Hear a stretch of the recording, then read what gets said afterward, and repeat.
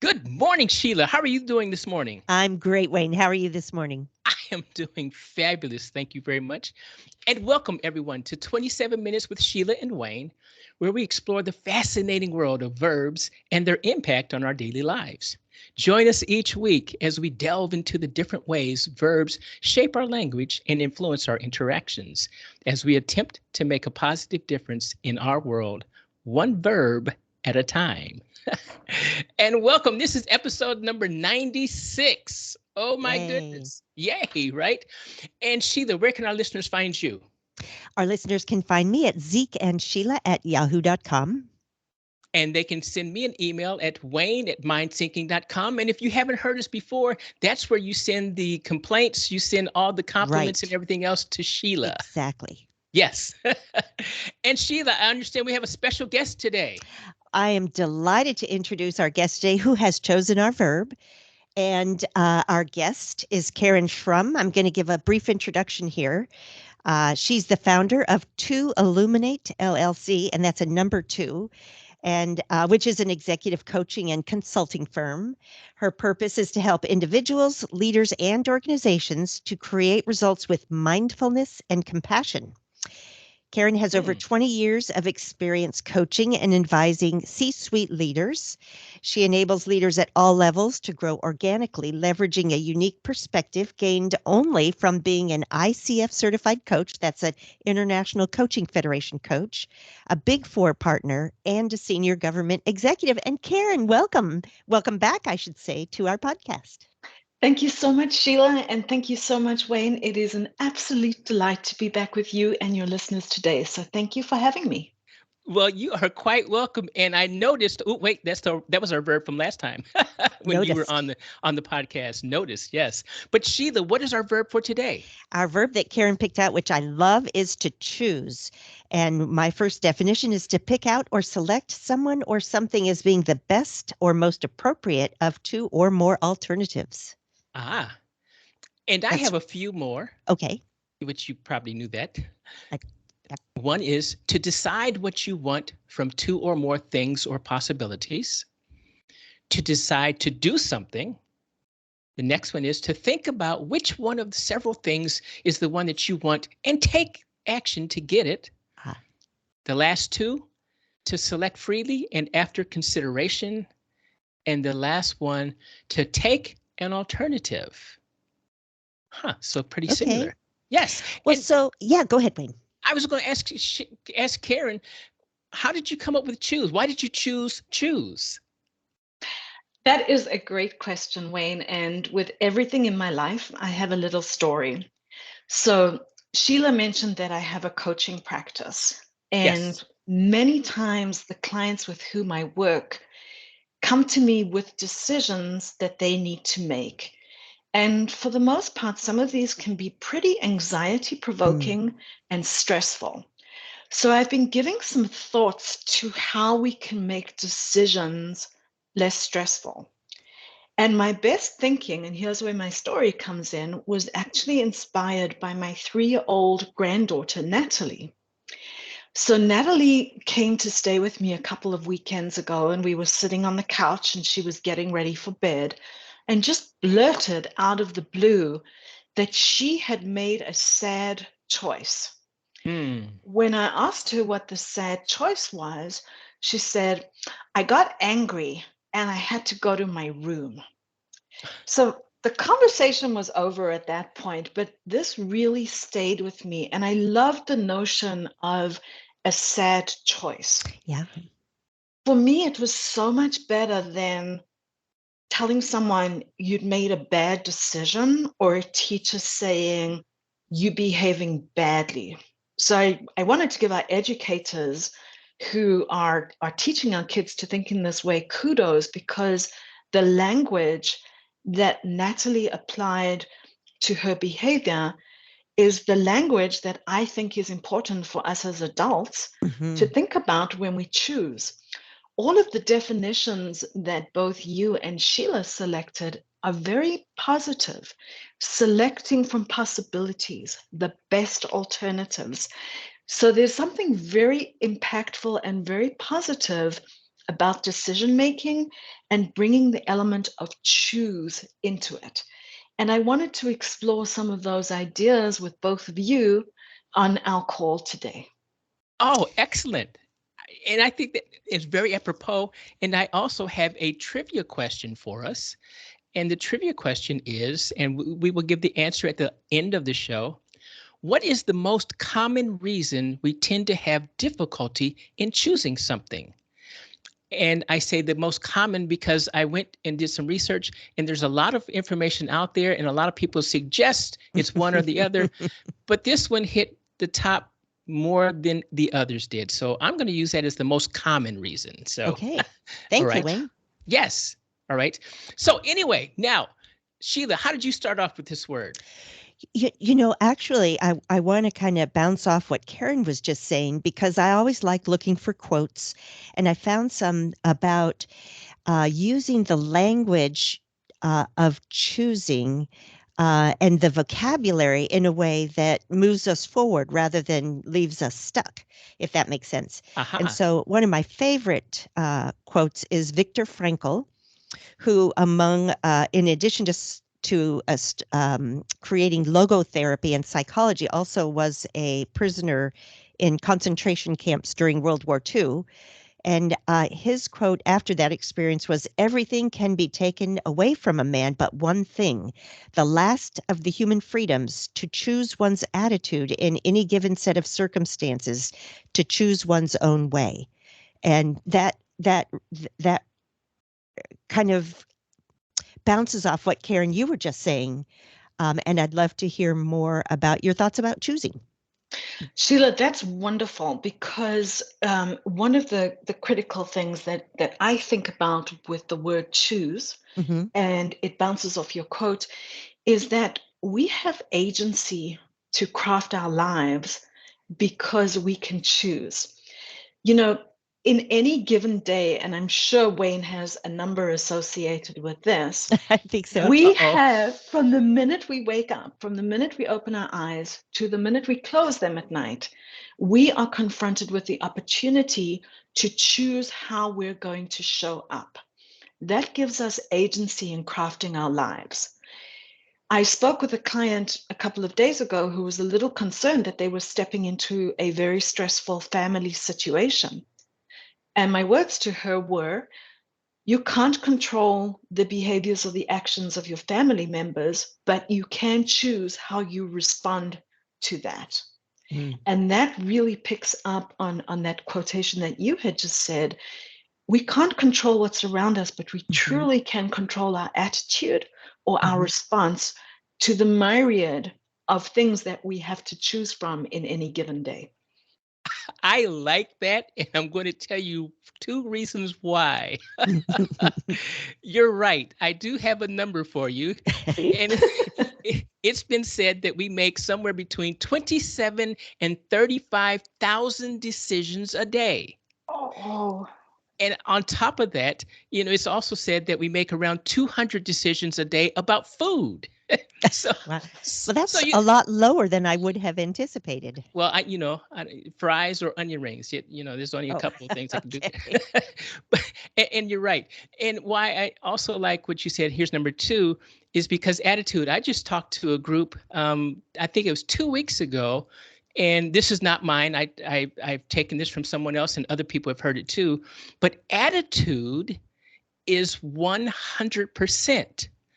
And when I talk about leadership, I tell my clients, you have to show up every day. Much like a mom has to show up every day. There's no day off. You can't be sick. I'm sorry. No, you got to be a Hmm. mom 24/7. And as a leader, you have to show up every day. And it's all about attitude. And I said, and you have to bring 100% attitude to work with you every day. And, oh, by the way, attitude equals 100%. If you go through the alphabet and number the letters, starting with A equals 1, B equals 2, C equals 3, and so on. If you add up the letters that make attitude, it equals 100. wow, that's How about great. that? There you go. Yes. So, yeah. And what are some of these decisions that we make? think about it. What shirt do I want to wear, or which pair of shoes should I choose, and how about socks? Oh, do I need a coat or not, or do I need an umbrella? All those decisions add up. So 37,000. I'm thinking, wow, we must be making decisions, as they say, every 2 seconds. We're thinking about something. I'm not sure. Does, That does, sounds overwhelming when you put it that way. well, wow. Okay, I have something to tell you at the end of the show, but that's okay. Okay. Yes. Oh, and okay, and Karen, I loved where you were going, so I'll let you continue, please, because I'm fascinated by what you were saying. Hmm. So I think, thank you so much, Wayne. And I love the emphasis on leadership, because anybody who is in a leadership role, regardless of what the type of organization is, you are literally confronted by choices and decision making throughout the entire day, which brings me into sort of the next point. Leaders have, and we all do, and Sheila, you talked about this as well. It's a ton of decisions in any given day. Some are more impactful than others. Hmm. The decisions that are going to be more impactful, we tend to place a lot of weight on making those decisions. And I think that's where people tend to get anxious or get us tied up in knots. A leader making a decision that's going to impact a number of people's jobs or a number of people's lives, that's a pretty weighty and significant decision. And Yes. as I was thinking about this, I was thinking that recognizing that when we have a decision or a choice to make, that decision or choice is likely going to be grounded in our value system. Hmm. And for most of us, that value system is really solidly grounded. So the decision that we make is going to be generally in the right path because it's going to be in alignment with our values. And if we are compassionate, if we are well intentioned, and if we are ethical, we will likely make compassionate, ethical, and well intentioned decisions. So I Yes. think that gives us the opportunity to sort of trust in the decision that we're going to make and make the right decision, or in the words of Natalie, make a choice that isn't sad. I, I love that. I also think we can sort of lighten the load by thinking about our decisions as choices between possibilities, as the definitions that you both talked about, whereas a decision seems to be a lot more impactful and a lot harder. And key to recognizing this, and giving both of you kudos for your discussion, I think it was last week on dreams, but you had a very, very powerful statement on actions. Any decision or any choice that we make is going to be accompanied by actions. And I think one of your quotes Yes. today had that. And so whatever choice we make during the day, a big one or a small one, there's likely going to be a series of actions which will help us to execute that choice effectively. And if we get to the end of the line and we realize that the choice that we made really isn't right for us, we have agency. We still have the ability to change the course of our action. Yes, I that Absolutely. is so important because so many times what paralyzes people, that paralyzes people in making choices or decisions is all the possibilities that could go wrong. And to know that you can then make another choice before it gets to that point is helpful. Exactly. And it coincides with risk as well. And I talked about this again a couple of days ago. I suggested that risk is obviously different for everyone. What some might think or tend to think is risky, others would think, oh no, that's not risky at all. I can go ahead and do that. And I Mhm. make the example, how many of us, raise your hand if you have, ever driven a car? My hand is raised. Mine is raised. As Karen's, your mine. hand is raised. Okay, good. How many of you have come to an intersection and you're going to make a right turn, however the light is red? Raise your hand if you can do that. Yes. Yes. Okay. Right? And there's a car in front of you. Raise your hand if there's a car in front of you. You're turning red. You're turning right. They're turning right, and the light is red, and you're both stopped. And then how many of us has said, "Come on, I could have turned 4 times now. Let's go." Wait, now is that out loud or with your horn? Well, that's with my out loud. That's not Oh, with my okay. horn. No. Okay. Okay. And because The risk, I've been driving a long time. Maybe that person in front of me, this is their second time driving by Mm. themselves.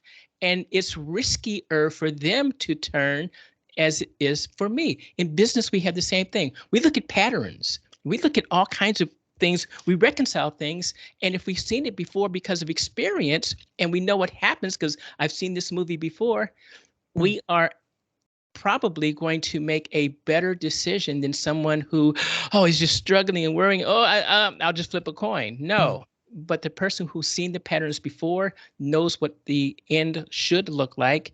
They'll make a better decision. And some people say, wow, that was a risky, a gutsy call. No, it wasn't gutsy at all.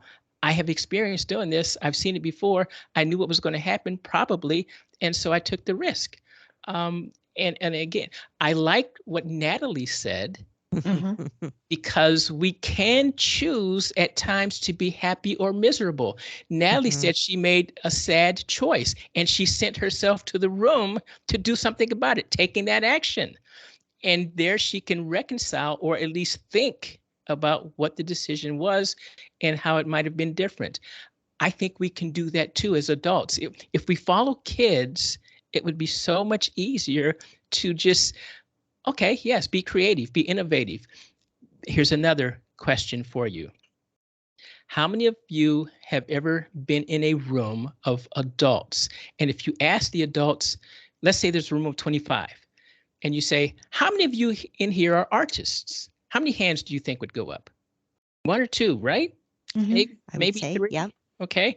If you ask a room full of 25 kindergartners, how many of you are artists? How many hands go up? They Every all do. last one of them. 100%. 100%, every last one of them.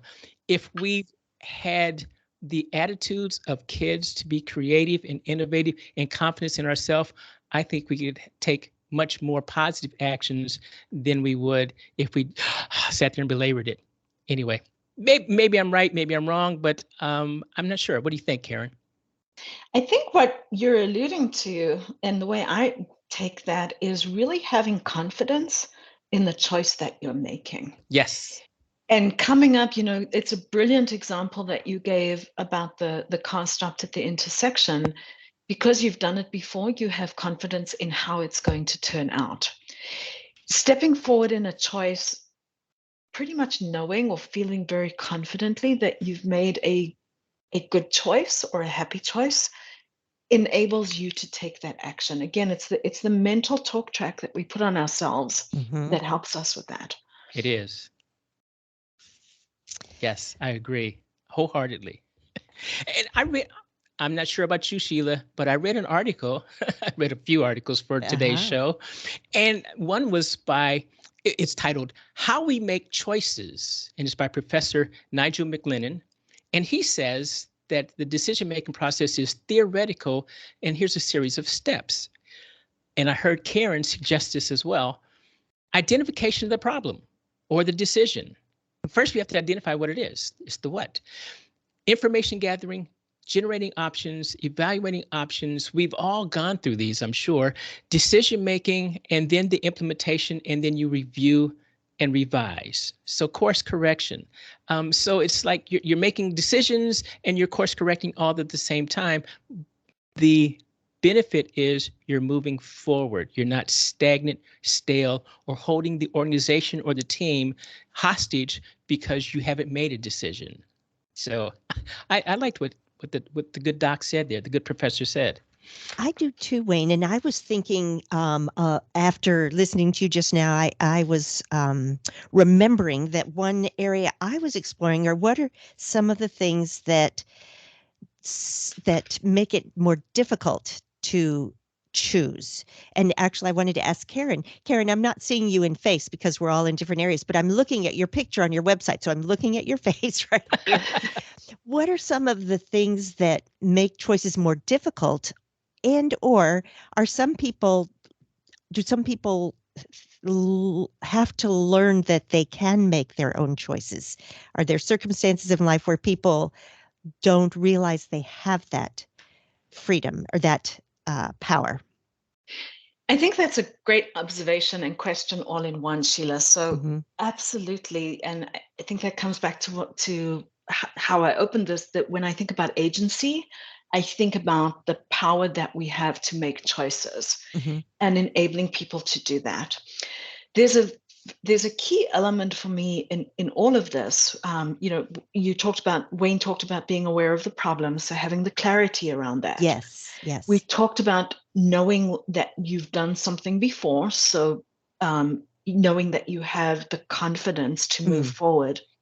The last piece that I think is important to realize is a sense of compassion and a sense of self-compassion. And this is where I loved the teacher's or Natalie's choice around sad choice. Yeah. Yes. Because to me, sad is a much lighter judgment word than bad or right.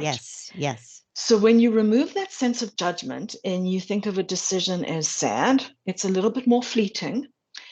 Or the result of a decision, it's a little bit more fleeting, and it's an emotion that will pass. It is not a thing that's going to end up as right or wrong. And I think about this, one of you, I think it was Wayne, talked about the number of food decisions we make during a day. 200. Right. So all of us are and a lot of us are on this ideal of having a very healthy lifestyle that involves food and exercise. What if I got off this call and I decided to indulge in a humongous piece of chocolate cake? Would I berate myself for that choice? Or would I say, you know what? You didn't do so good today, but maybe at lunch you can have a salad and that will be a little bit lighter. That compassion to say, oh my God, I ruined my diet. I messed up with a whole piece of chocolate cake. What am I going to do?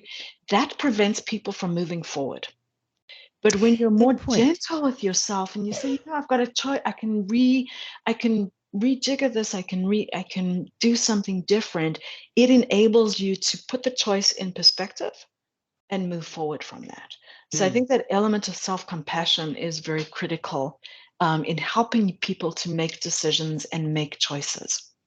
That's a lovely way of reframing it. And I think Wayne and I would both say the better choice would have been to invite us to join you in that piece That's of chocolate exactly cake. right. And then we could applaud and then we could applaud each other, and who cares that we went off the diet? Hey, we had fun. Yes. And Karen, what you're talking about is self-efficacy. And I enjoy that term, self-efficacy, because it talks about being confident in your decisions, confident in yourself, and confident in the things that you do. And it is so telling what you just said, and so true. I tend to reward myself at work. I go for the harder things first. And when I'm finished with those, I reward myself because now I get to do the things that I wanted to do that would be more fun doing this job than it was doing the harder ones. So I leave the fun, easy ones to last as a reward for getting through the hard, painstaking tasks or objects that I have to do at the moment. And so it's not chocolate cake or a salad. It's, oh, I can't do that one until I get finished with this one. And it's just as, and here we go with the dopamine and all the other stuff, the adrenaline, what that Sheila has taught me over the couple of years we've been doing this. But I get that adrenaline rush. I get that dopamine. I get that high because now, okay, this is over and it's good because I showed up and I put 100% into it and it's good. Now I get to go do the fun things that I wanted to do, and I can be creative and do that childlike mentality of just having fun and doing it because it is my reward and I'm supposed to enjoy it. And I'm looking at the clock and I have to make a decision or choice here to tell you that we are now at 24 minutes. So we have 3 minutes left in this 27 minutes with Sheila and Wayne. So fast today. It does go fast. So Karen, I will defer to you. Please do. Yeah. What other things would you like to tell us about Choose today? The last thing I would actually like to say, Wayne, is I love your idea of rewarding yourself by doing the lighter tasks after you've done the more difficult ones. I will remind you that you made a choice to do that. And every time you do that, you are choosing to do that. So I wanted to just leave you with that, and I'm going to let you close us out with your trivia question because I really want to hear the answer to I do too. Well, Sheila already answered it. Oh, okay. Okay, so the question was, what is the most common reason we tend to have difficulty in choosing something? And the answer that came up more than most was it appears to be a phenomenon called choice overload. Oh. There are just too many choices. And they went as far as to say, if you lined up about 25 or 26 things that you can taste at a supermarket or a open air market, and it's just taste testing, and then you can buy which one you like.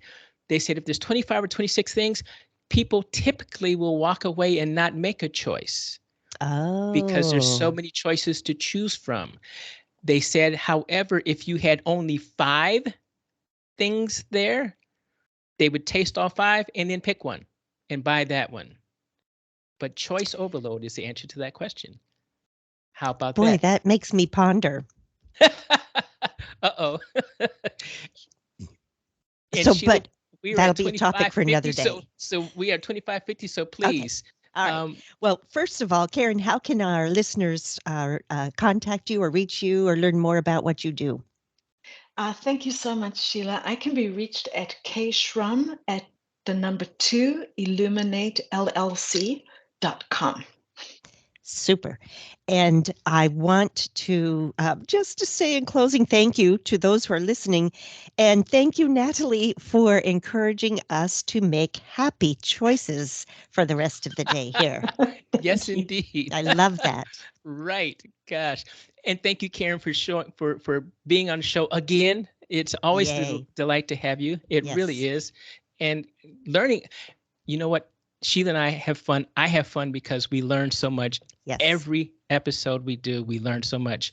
And having you as a guest, boy, you just help boost that learning process up because I've learned 3 things from you today. So it's delightful. Thank you very much for coming. And Thank you thanks for to having everyone. me. Yes, yes. Sheila, would you take us home, please? Uh, we look forward to talking with you all next week and have a lovely week in the meantime. Thank you. Thank you, everyone. Thanks, Sheila. Thanks, Karen. Bye-bye. Bye bye. Thank you.